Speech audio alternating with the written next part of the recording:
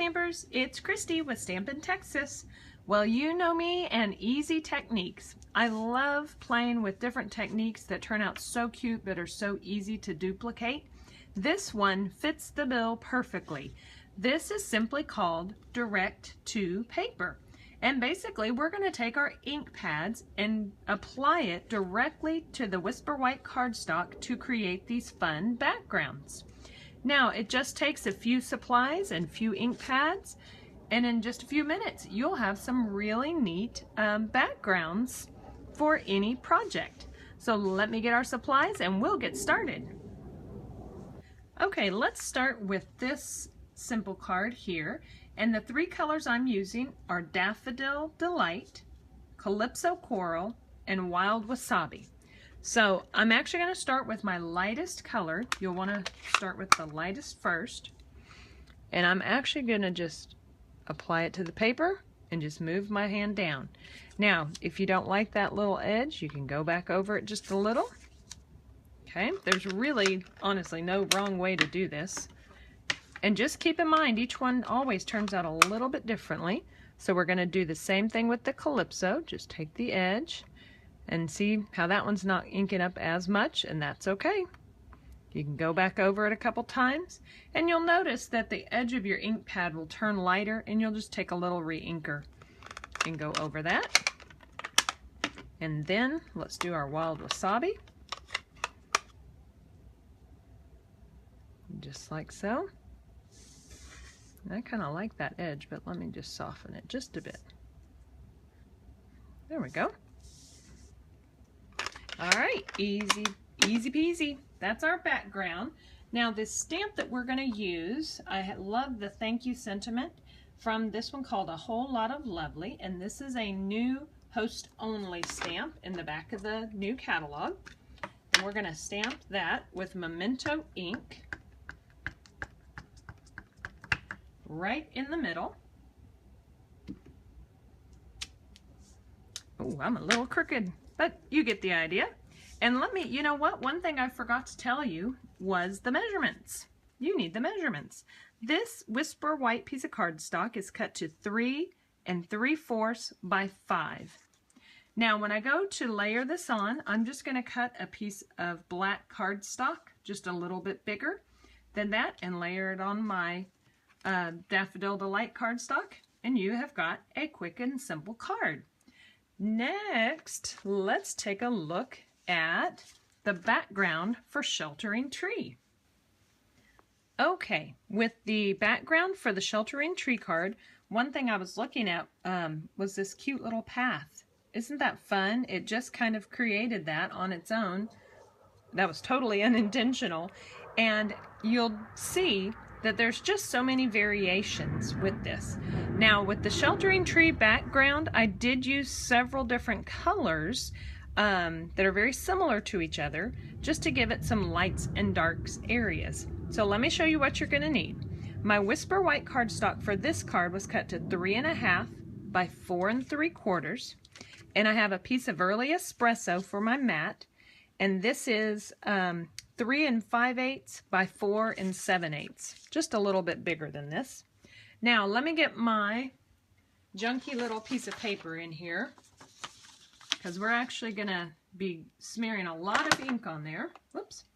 So here's the way I did it. I've got these two colors, So Saffron and Daffodil Delight, and that is going to create the lights and the dark background for the sky.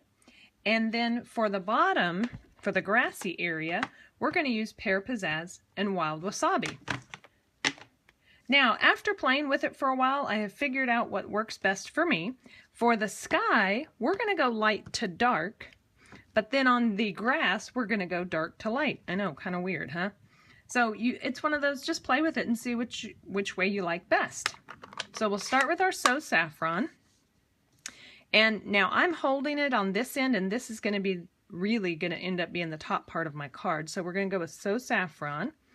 And I like to leave a lot of white space in there, just here and there like that. So we've got some white areas for the daffodil to flow into. And again, we'll just kind of go over it, and I'm just barely touching here and there. It doesn't have to saturate. Just lightly going over. If you like the long look, you can just pull it long, like that. Okay, so there's the sky. And now let's get these into view.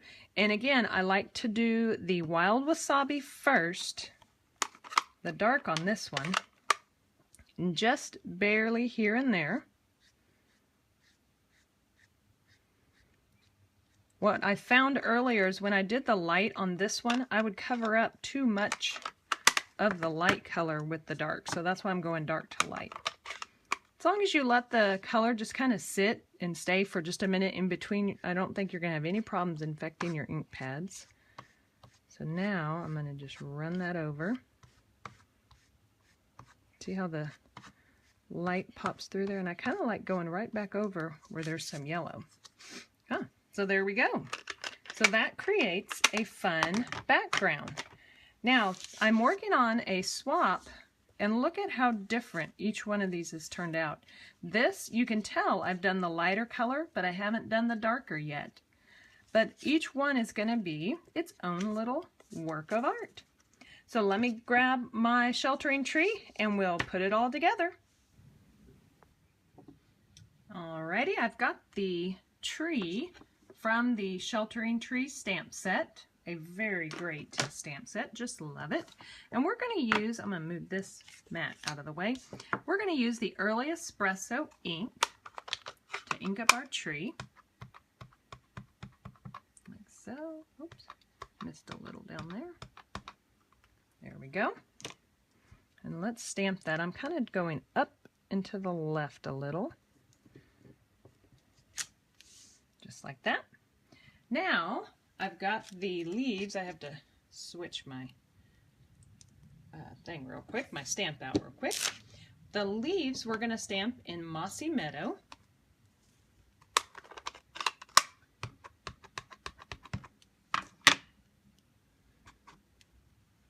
Okay, so let's line that up basically there. Nice. There we go, and I'm going to get early Espresso back in because we need to stamp the sentiment along the bottom. And I'm just going to do the thankful for you, also included in the stamp set.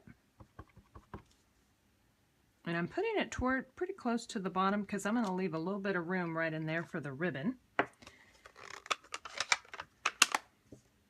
And I've got the Daffodil Delight cotton ribbon.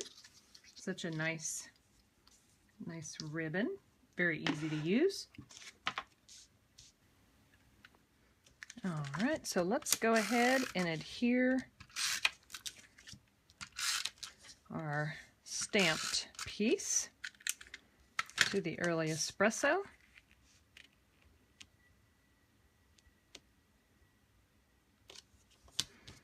And now we're going to add adhesive all along the back again so that ribbon will stick to it. I'm going to show you how I do my little faux bow. So you have a perfect little bow every time.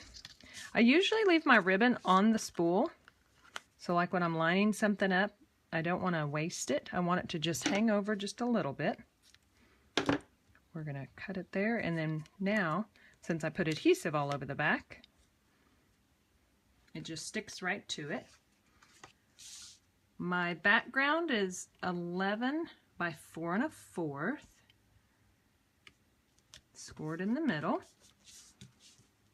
And now we're going to take this second piece and just tie this little knot on top. And again, I'm kind of squishing the knot so that I'm not wasting a bunch of ribbon. Yay! Cute, huh? Wasn't that a fun technique? Just so quick and simple. Just take your ink pads directly to your paper and you have got fun and unique backgrounds for all different kinds of cards. Well, thanks so much for watching, and for more fun project ideas, be sure to visit my website and check out all there is to offer there. Thanks so much.